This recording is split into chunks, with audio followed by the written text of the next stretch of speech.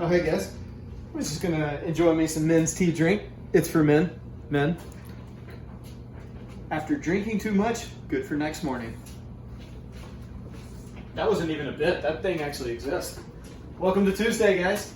We have another two-part special. 15-minute EMOM to start us off. Got 3 movements here. That means we're cycling through 5 times. And we got a little bit of Olympic lifting prep in here, as much as we can do with the tools that we've been given. And a little bit of double under work as well. So 15 minutes, rotating through part A, we are going to practice our double unders.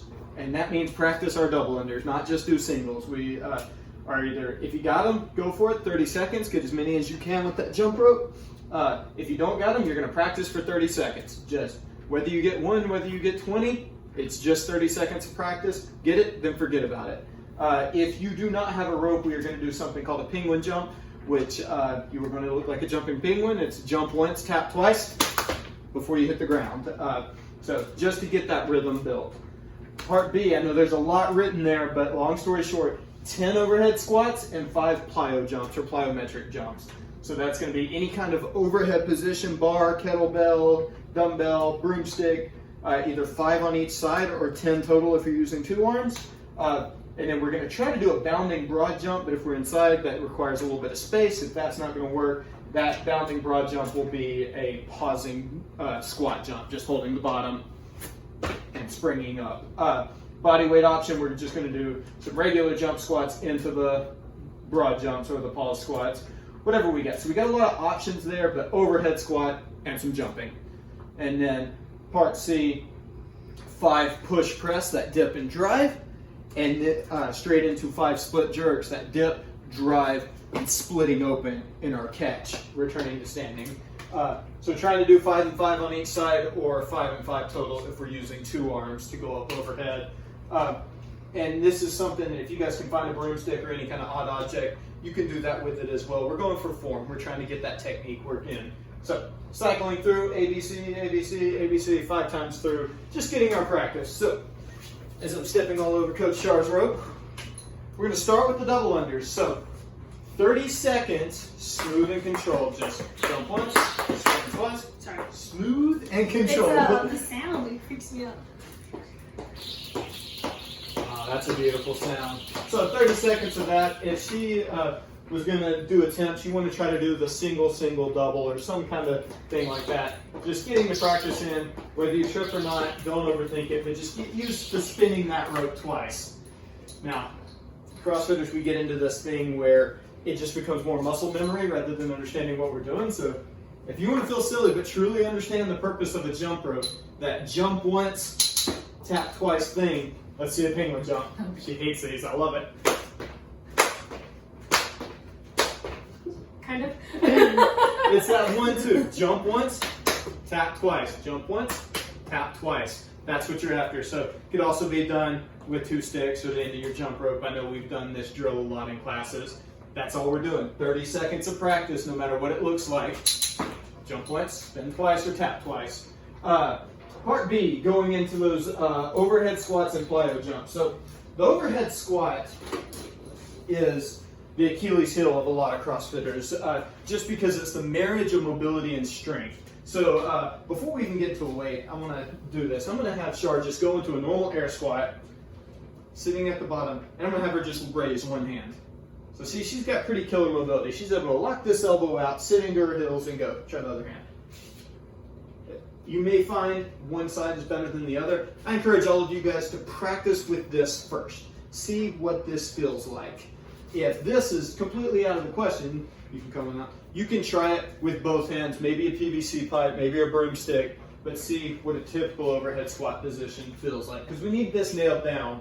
So this is a safe way to do it where we can judge position, where you keep that arm locked out, keeping the weight right over the center of the body, and getting down to parallel. This is perfectly fine if this is what you're building. So she could actually do 10 reps with just that PVC pipe or broomstick or whatever you got. But if we are going dumbbell or kettlebell, then it's finding position first, squatting second. So she gets that bell good and locked out overhead. This elbow's not bent over the center of her body. Other hand can do whatever it needs to for balance, but she squats down and drives straight up. No movement through that upper body, just good, solid support. She'll do 5 on one side and then switch over, 5 on the other. If you're practicing with this, stay light and start with your weaker side. We're going for technique here. I'm not looking for you guys to get buried in weights. With that, so that's a dumbbell or kettlebell. They're gonna look the same overhead, or a bar or broomstick for 10 total reps. But after 10 overhead squats, we're gonna go into a bounding broad jump, that recycling broad jump. So I'm gonna get out of her way. We're stuck here in the garage. So she's gonna sneak in 2 or 3 of them before she crashes through the door. But getting that kind of motion in is what we're looking for. So if you have a full runway, you can do the 5 recycling jumps, or if you need to do 2 or 3 out and 2 or 3 back, that's fine too. If you have no space and you are very stationary with this, we are going to go pausing jump squat instead. So that's just squatting down and springing up, squatting down and springing up. So 10 overhead squats, 5 and 5, or 10 total if you're using both hands, into those 5 either pausing jumps or bounding broad jumps. If you don't have anything that you can hold on to practice this, which I don't believe, by the way, you people sweet, I know you got a broomstick, you can do 10 jump squats and then either 5 broad jumps or 5 pause squats as well.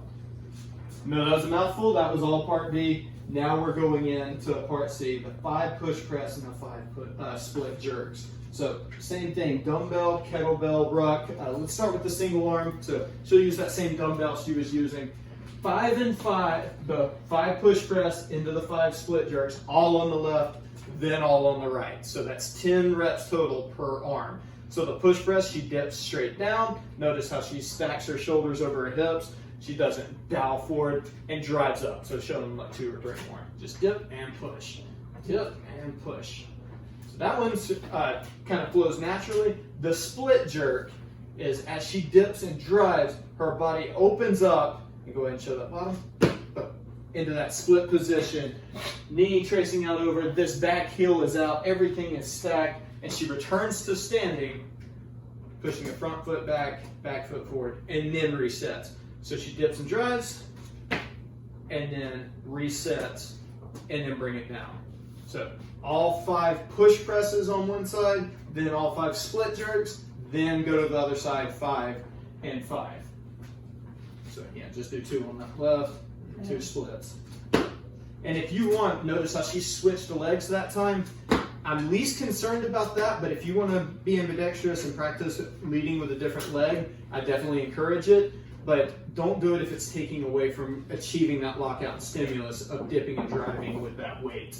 I'm going to have her practice with this ruck just to show you guys a two-handed thing. The body weight option here is to use a broomstick or an odd object, and you can sometimes even do this with dual. So let's grab that dumbbell one more time. Let's show them holding it from the sides, doing push, press, and split jerk. Like, using both hands together. So it's going to be significantly easier, but she can dip and push just like that, doing 5, and then she can go into 5 split jerks like that as well. So that's also an option if you want to take the two-handed approach. But that's going to be extra difficult with our odd object there that I think I just gave away that we don't have water in there anymore. But she shows that front rack position. It may be in the way a little bit, but it's the same principle. Dip and drive, putting that head through. And then she can try that split jerk, dipping and dropping into that split. Boom. Make sure you hold it tight. Make sure you get a good grip on it. Boom. And if she wanted to use a broomstick or something, just show them one with that. I know it's a mouthful, I know it's a lot to take in, but we're giving you guys options in this. We're practicing form and technique here. Whew. So that's it. That's a big mouthful. It's only 3 movements. You have a minute to do each. So don't overthink it. Get 30 seconds of practice for your double unders. This shouldn't take more than about 40 seconds. This shouldn't take more than about 40 seconds. Keep it light. Go for practice. Go for form. Love to see you guys working with this. If you got questions about technique or form or function in this, please hit us up. At CrossFitTO on Instagram, #BuiltByCFTO. We'll see you guys for that workout.